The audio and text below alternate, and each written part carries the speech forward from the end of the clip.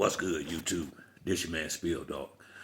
A couple of people came in the comment section asking me about Keith and Errol Spence fighting down the line. I always wanted that fight. I wanted that fight way more than I wanted to see him and Bud fight at one time. It's just that Keith, uh, after Keith got married, it just seemed like, and then the Pacquiao fight, it just seemed like shit. He ain't had no interest in really fighting no more. I thought he was gonna retire, to be honest with you. But maybe it was injuries. Maybe he was a little burnt out. I don't know why he just start slacking like he did after that. Really, after the Danny Garcia fight, he fell off as far as being an active being an active champion. Remember, I think he stayed out the ring so long. He what you call it? He just stepped down from his WBC belt. I think that's the one that I think Sean and Danny fought for it. I'm not sure, but I do remember him giving that one of his belts up because he had sat on the sideline and not defended it so long. So I mean, we all been wanting to see that fight for a long time. Now, I don't even know if Errol Spence is still a fighter. I mean, who could say other than him if he's still a fighter? I mean, ever since that loss to Crawford, he's really been missing in action. Now, once again, I try to give him somewhat of a pass because the situation with Derrick James looked like it blindsided him. But either you gonna continue on or you not. I mean, shit, it's been almost 2 years, and I know it's been over a year that he knew Derrick James wasn't working with him no more. So I don't know what Spence gonna do, but I will say this: if he does decide to come back, he need to do exactly what Keith did and go get him a tune-up fight first before he start having any serious consideration about anybody anywhere close to the level that he was on at the time him and Crawford fought. He might still be that same guy. Can't ain't no way the hell you gonna know, cause he don't do nothing close to fighting. What put like this? He ain't, if he's sparring or doing anything, he is the best kept secret in America right now. He everything hush hush on Spence, and at least as far as the majority of the fans know. He took his money and went off into the sunset. So you know, I hate to see this out of Errol Spence. I thought he had a lot stronger character than this, and maybe he do, but I mean, he only lost one fight. I mean, my goodness, shit, Bud done had a fight since then. I mean, I don't know what he waiting on, but at the same time, it's his life, it's his career, so it is what it is. But only thing that's why I'm not really gonna spend no time on this video. I'm just responding to something I was said to me in the comment section, and only thing I got to say on that is I would love to see that fight. I really would, but I would have to see Earl in a tune-up fight before I could take it serious, cause don't know where his head at. Some guys really can't recover mentally from shit like this.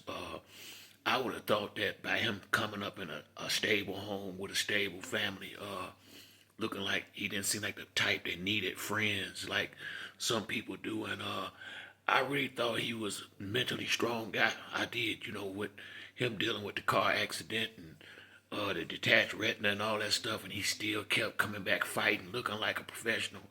You know, after every accident, you could see him losing just like half a step.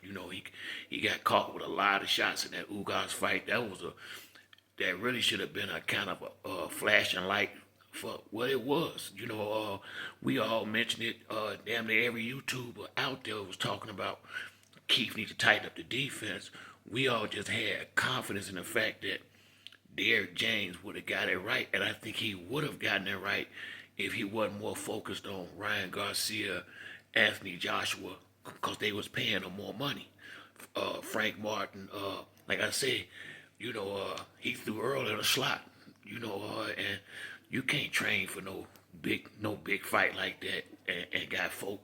A real good trainer, what they would have done in that situation, they would have hired some guys to work with them other dudes because they would have been getting ready for that big fight. So, you know, Earl is probably a hell of an arrogant person for him, for a guy to be around him that long, and there had to be some kind of signs that shit wasn't like it used to be, and he getting brand new a little bit. And there ain't no way in hell it wasn't no signs. What it was is, I think Earl was just into himself, into that money, you know, that new woman and all that, and just didn't give it no serious, just really into himself.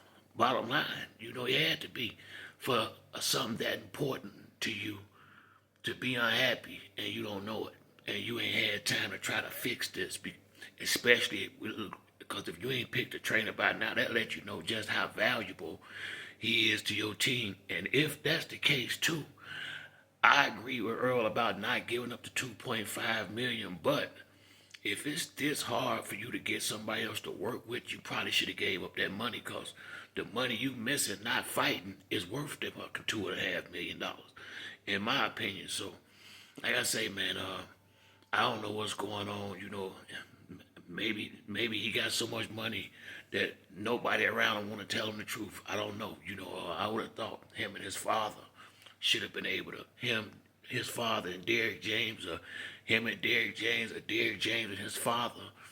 After all these years, I just felt like, seemed like somebody should be able to go sit down and they fix this shit and go back to doing what they used to do.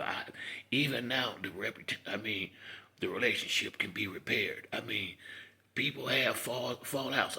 You know, most of my friends, we've been friends since I was in the sixth, seventh grade. I got best friends. I've been my friend for 40, 45 years. Some of them, we have had physical fights. Some of them, we have not spoke for years at times, about different occasions. But we've always been able to get the shit, you know, get whatever it is worked out, resolve it, and move past it.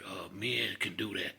So, if the man is important to you, I would say you need to reach in them pockets and give him some money then, and if you're going to continue on fighting, because if not, then just go ahead and announce your retirement. It seems like, you know, and I'm just saying that from a fan's perspective, because, you know, shit, you know, he a good fighter and he ain't fighting. You know, if the fans want to see good fights, you're a guy that gave us good fights.